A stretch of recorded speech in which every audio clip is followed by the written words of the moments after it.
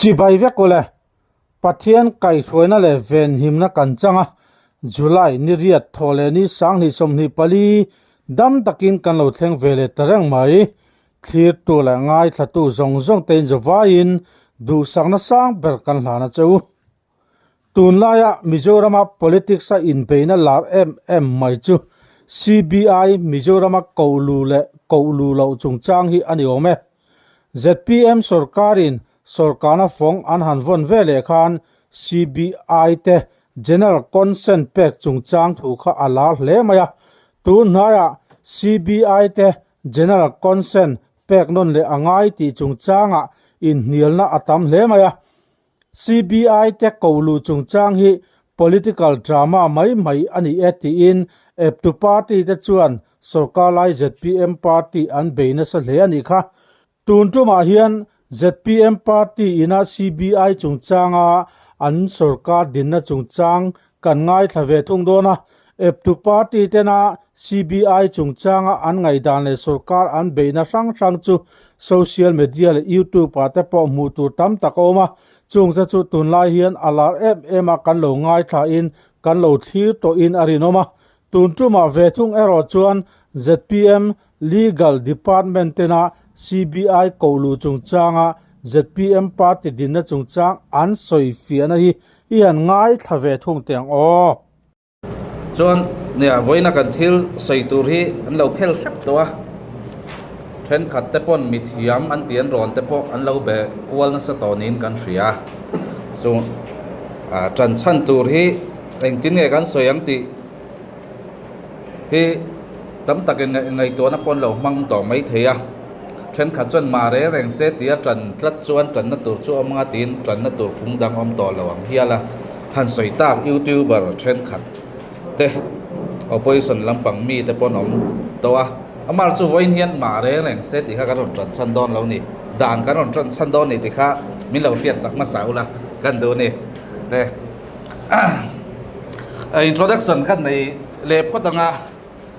chan ka ding lama tang hian kan chananga ania voin a hei nia ke hi ZPM general headquarters legal department general secretary Valencia mapachuo kania chon hei kapul nai berami hi media IT and publicity a kan GS TBC lal than moya ania chon adot lem hi pu tilal tuang kima ekelal tuang kima ania ani kan party spokesperson ania PSC ania secretary PSC secretary ani ngal boka chuan party spokesperson ani chungin voin hi ne spokesperson berni lauzok legal lampang thila ni vain ke hianin kan soidon ania chupo chumin lo hriat sakna turin kan tu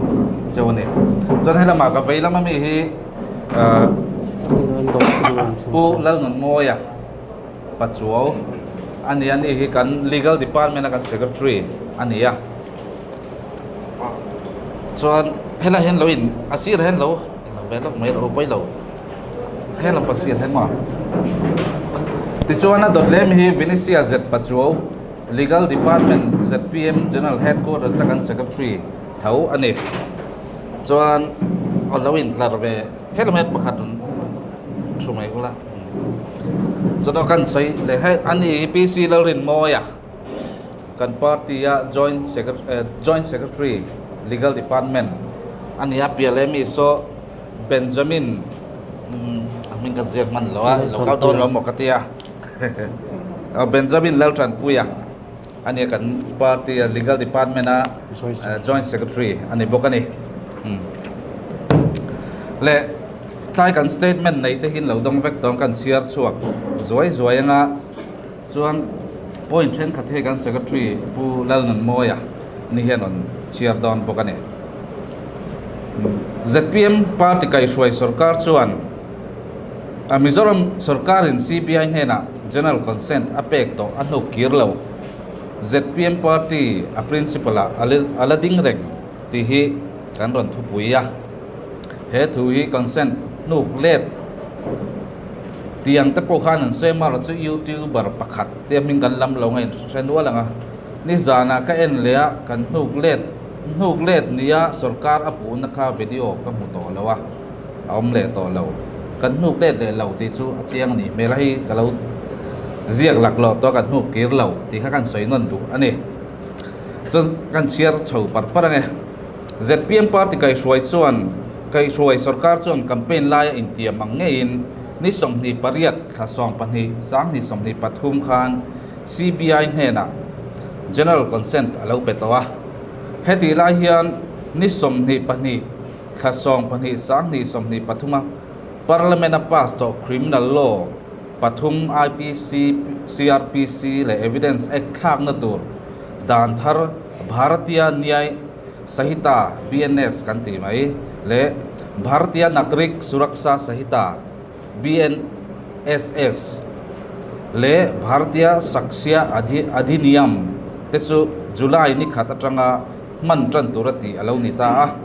dan thar man alo ni don ta ga chuan ni som ni tharuk sang ni som ni Pali Khan director CBI chuan Mizoram Sarkar chief secretary hena lekha thonin criminal law tharman tran ani don awanga Mizoram Sarkar in CBI hena consent alo pek to chu July ni khat ma ngeya athara gazette notification ti chuak turin ngen na athenani CBI in notification thar tur notification siam thar turangen na chan chu Mizoram Sarkar in CBI hena general consent hemi hi kan han bracket de big her power and jurisdiction a consent a pek na kha section 3 of Delhi Special Police Establishment Act 1946 DSP Act kanti mai Noya Central Sarkar in Indian Penal Code IPC Noya thil swalti na chui theina turatan chau ania tuna ero section 3 of DSP Act Noya Central Sarkar in IPC thak tu dan thar Bharatiya Nyay Sahita Nuaya thil swalti na notification at suwa to wangin Mizoram Sarkar hian athar laka notification chuain CBI hena hian general consent apek thar angai ni general consent pek na tur notification hi Mizoram Sarkar hian athara a issue ani lo chuan CBI hian Mizoram chunga BNS Nuaya poi khoina hian engkesma an lo chui thei to don lo tina ni ti chuan Mizoram Sarkar in notification thar chu a CBI hena consent thar apek le na chan chu kan tha thiam to me CBI notification draft kan te format asia manga CBI hena consent pek na Mizoram Sarkar in gazette notification na chua chumcha a hian opposition party te chuan thudik tak zep le rabet chungin Mizoram kai ZPM kai suai sarkar chu an lo bei vaka ZPM party chu a in soyangin anom lo chief minister hian an sarkar ma khan mi puite CBI general consent pek ani tur thumin sila ZPM kai suai sarkar hian thali le ni som pali chia CBI hena hian general consent a pe ni tin nasatakin ZPM le a kai suai sarkar chu mi pui bum tua an pu me ka ni hetianga thu bel chian dol lo manga mi pui ril ru suai koi tuma ZPM kai suai sarkar an beidan hi a at thak kan ti hlea poi kan ti rualin zoram mi pui bum tuma politics zechia an lat choi nung tlat hi ban san to se kan ti hle ni Mizoram Sarkar in notification thara issue chan te hi han bi chiang ila kan tia ti han point by point in ul tak kan te kan han share le zelanga point number 1 CBI in Mizoram Sarkar hena notification thar chuatura alo tiang in le a chua dan tur draft anon siam angin CBI hena general consent pek na notification thar chu ni som ni pasari June sang ni som ni Pali Khan Mizoram Sarkar chu na chua le ta he notification hi ni khat July sang ni som ni Pali Khan Mizoram Gazette publish ani ni som ni pasari June sang ni le som ni Palia Mizoram Sarkar notification 30 chuang khan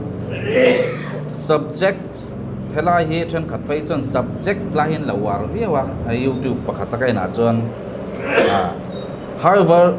to the condition that no such investigation shall be taken up in case relating to the public servant controlled by the state government of Mizoram, except with the prior written permission of the state government. Ti thu ain ziaka helai thu hi notification tharakan helai ber chu ni na lang hemi chungchanga hian Mizoram sarkar hian thil sual te ti sual anei lawa general consent anuk dok ti na po ani lo bok dani na pu dangin notification hi an chua thara consent thar pelein danangin state sarkar hathok te chui na tura state sarkarin consent permission apek angai thu an lo tar lang mai ni hemi chungchanga ZPM kai shwai sarkar beitu te hian he thudik hi mi puila ka zepin thudik taki an phol chuak du lawa Chief Minister Pulal Duama CBI 10 Chief Minister Pulal Duaman CBI te general consent apek omzia hi mi then khat te hian an du dan a kai lekin politics game khelna man ruatan an mangani CBI ta hi kan ria tangin Department of Personnel, Ministry of Personnel, Pension and Public Grievances, Government of India, Noidin ania, Central Police, ti te pon an sai thei ome, kan ria thiam theinan, Sarkar Department sang hian thunei na huang chung big jurisdiction, an naya, allocation of business po kan ti thei bokang. CBI po hian power and jurisdiction an neya Central Sarkar nuaile UT nuaya thil sual ti na Section 3 of DSPE Act 1946 nuaya Central Sarkar in a notified te a case a chui theya Central Sarkar a mo UT a po Section 3 of DSPE Act Central Sarkar in a notified ya lama case a chui don ni chuan Central Sarkar atangin consent phalna hriat puina kan tia kha alak angai vele thoni CBI hian state sarkar thunei na huang chunga nu a chui don ani chuan section 3 huang chunga Central Sarkar in dan an notify china po hian ama thuina chui thei ngot lawa state in jurisdiction case a chui theina turatana ramri huam chin atan phalna ane ngaya chu general consent suni ni somni pariat thasong pani sang ni somni pathuma Mizoram Sarkar in CBI hena general consent apek ma sakha lo chiar taila hi ZPM Sarkar nuwa notification masaber general consent kan ti khania in exercise of the power conferred by section 6 of the Delhi Special Police Establishment Act 1946 supersession of this department notification number hey share kherlong mai number khachu the governor of Mizoram hereby accord consent to exercise power and jurisdiction of the members of the Delhi Special Police Establishment for investigation of offences in the state of Mizoram by order and in the name of governor of Mizoram atiya Mizoram Sarkar in CBI hena general consent apek masak zoka hian Mizoram state an power jurisdiction an man thei thu aron tar langa state government nuaya employees te a huam vekti soina a omlo tuna notification consent harnena adang lam na chu CBI hian dan dik tak mangin draft notification hi asiama CBI letter para number 6 na kha thirila kan lo mu to lomin karinga CBI ina Chief Secretary Mizoram hena lekhathon apara rukna khan alleged amami kha allow taila alleged to have been committed by employees of the central government, central public undertakings and private person, whether acting or in conjunction with the employees of the central government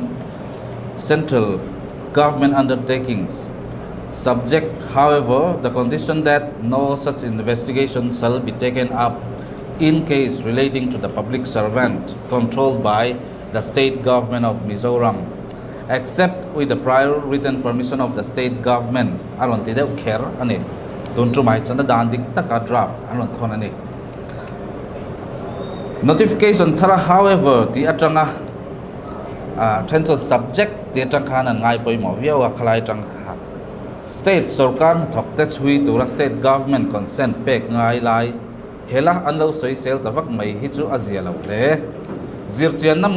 nei masalawa thu chua pop popa midang be hi sim theini se dum tak zetani CBI general consent om zedik tak to state in state chunga central government thok te chui ngai phalna lo pek hinia general consent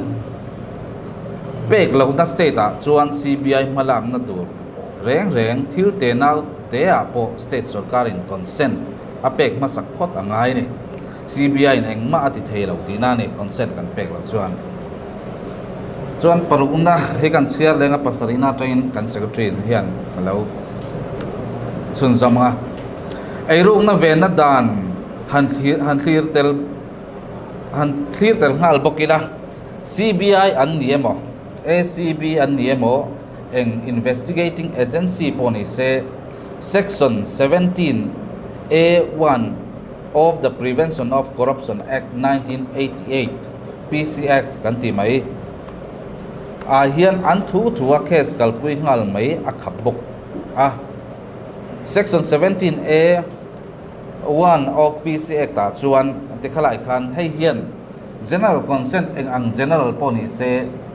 dan pakhat hian a khapani ti hei lai hi poi molai tak chu ani no police officer shall conduct any inquiry or investigation into any offence alleged to have been committed by a public servant under this act, whether the alleged offence is relatable to any recommendation made for or decision taken by such public servant in discharge of his official function or duties without the previous approval. Ti ani dia chu police officer tu main he dan ati Prevention of Corruption Act nuaya sarkar na thok dan bo chia pute chui chian na anei don ani chuan phalna lam salawin a chui ngot tur ani lawani ti na ni hey central service te poni se CBI khan central tangin appropriate authority tangin consent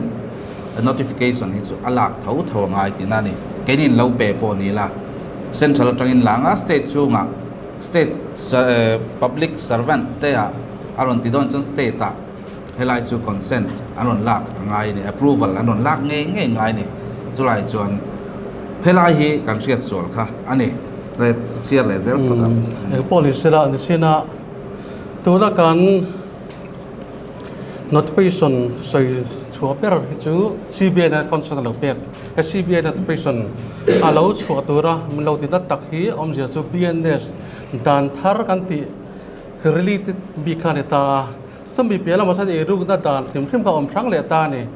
chu Prevention of Corruption Act chu kan lo om sa to khania dan thar de ve lawa om sa ni wangin he ta BNS nen khan puang khata khung si de lo de kha kan riat la na than a tha chu wang chuan e ru na dan kha a khin kan lo sei tel le lo thelo in som kwal ve ka wangin CBI de tenan hian ta kha han sei tel tha kan te boka nami tung sang hian section 17 A of the PC Act in phalna lak masaka puti wholesale a consent approval a vai in phalna kan pe yang che kha a thei ani lawa ti thei ni lawa chuan he dan bung le chang section 17 A hi PC Act a hian ni som ni paruk July sang ni som pariat khan dalu amendment siam ni in dalu thar ani sawa sang ni som pariat khan heta hian om je bera chon sarkar official kan teng chi kha phalna lak pasak thi tur chon phalna lak pasak angai sia hemi hi tuna hian challenge sa de mekla athan chu eru do na kong ada le tin WPC number 1373 sani so pariata khan sani so pariata hian e case number hian challenge meka dia do chon atrace the reng thega lo sai ngal bokani hemi hi om je kan sei zau lukanga thilpon lampanga hemi government employee ven him na dan hi hemi Delhi Special Police Act kan ti hemi 1946 section 6A khan kum sang ni le pathum khan joint secretary chin chunglam pang zong tin an lo da to boka ama chu khami kha sum sa ni de som pali khan supreme court in a pai thlak saka ama chu he ta kha da rang mil chia tho se ka ege mizoram ta ka ti khami sarkar ta kho ven yam na dan ka kum sa di de som pari ta khan an lo tel le ta prevention of corruption ka chu wa chon he dan hi hemi ka iru kan do na kong hi da de in state khami permission deal the na ka pai thla kan tum de me ka ni tu kan sei zaw na san tu ani ber ma ya an pai thak ma chuan nan pai thak ma chon hemi PPC ka mi consent pe ngai hi ala nung rek te na ni si ya chu ba chon na ke na result te po lo ngai sa ngi la hemi thung sa a hian chon poi number 8 ta khan par 8 ta khan da poi khoi nan du sui ko nga te thil sual te tu mandana te dan kal phung som pe ngai tur procedure oma danin apu tang thapa investigation kal pi te arrest te bureau man success kan ti te angai chena chumi pi alama pai mo em mai chu CBI and diamo state police police se danin thu nei na pek chin jurisdiction le power pon lama engma ti theina eng ti theina ma an nei lo ti hi kan kheta thop ai mani thu nei na power ni mi alawa nan lo tho khan an mani khan altopair kan ti ta danan bo chele te nan thin ta ne tu ma chon CBI po pm kur ma ti khian state mizoram state ta po kein ni ke mani that patient so dan tu thlengin lekha mi lo thon pha hi ala ni ti ka kan kheta thom me chuan nu criminal law kan man waga notification kan chuatar hi general consent kan ti mai khami suit na kha andiloba noi do na le noi bo na le withdraw na andiloba danin aput agin le CBI instruction nang khan mizoram sarkar hian notification hi achwa thar le mai zo kani dekha lo retlang bokila general consent CBI ne na pe kani na hi ala standing renga heti la hian state government employee te corruption le poi khoina si tura CBI ne na consent pe ko nga JPM kai khoi sarkar hi anung tol don lo ti po kan khiat lan ta na thome dan thar man wa le consent thar pek tung sanga notification chua thar ngai ta ka wanga notification hi chua thar le ania jer chen na po nei hau la ba sarkar pong ko be wak tu te hi CBI ko lu lau ber ten nia ale linga buti thorbel sayang mai CBI consent withdraw tu party te hian CBI ne na consent pe tu JPM kai khoi sarkar hi eng me pi la ka mai pi fai tumin tranan kho me kani ti hi kan sai du po kani kan khet angin kumsa ni de som pathum khan state pariatin consent an pe thai dui tro ta ta chuan mizoram sarkar poin telve te kha kan ta lang du po kani ta chu kan khebek to me sai chun jam ne kan a top lam pang kan thai to ti khanin chiang chau viek tura ka nga ya chiang lo lai nga mong pon in zo na lom tura po ngai la thang e chan ZPM party a principle ZPM party a principle ala ding het reng ti kha thu puya kan non ne ya ei ding to lo ang in than ma kan soi vut ang kha ani to lawen ban ron ti deu na hi kan ron chang le tua ZPM kai shuai sarkari eruk na do konga principle